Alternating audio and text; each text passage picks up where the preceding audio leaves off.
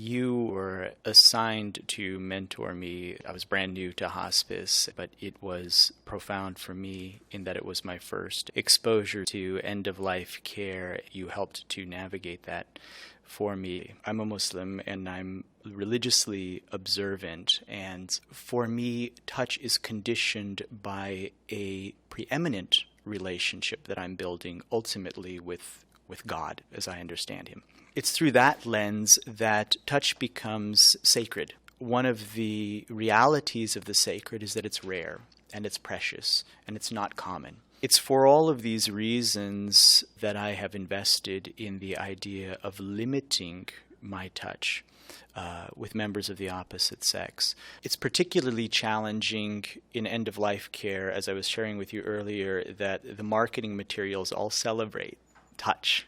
Right? Yeah, the hand-holding. The hand-holding. And I differentiate as a nurse between clinical touch and social touch. So there are no restrictions and conditions in terms of touching a woman for the purposes of rendering clinical care. But that division is fuzzy. And I remember a woman that I was working with. She was a woman probably in her 50s who had breast cancer, open wounds on her chest. Now, she was a very functional lady. This wasn't a bedridden woman who had been withered away by her disease. She was essentially healthy, except for these lesions that had to be cared for. And it was a weekend, and I drove out to her house, and immediately she starts taking off her shirt so that I can dress her wounds, which I did.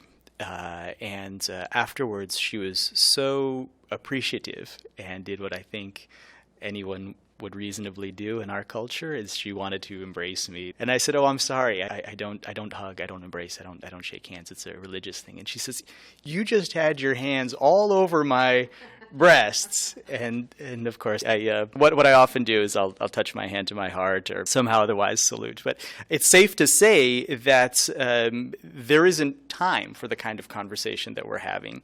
So many people are left only with their impressions and their questions unless I have the chance to continue re-engaging them. Working in end-of-life care has allowed me to really see shades of gray around what hope means and what a miracle might be. I really am happy you see the gray, because if life were just that black and white, it would be so sad. I just love how much you have grown.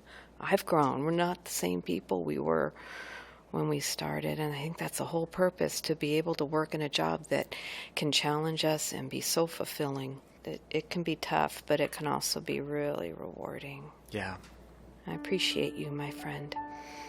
Well, Coleen, I would love to hug you. You do it all the time, you just don't do it physically.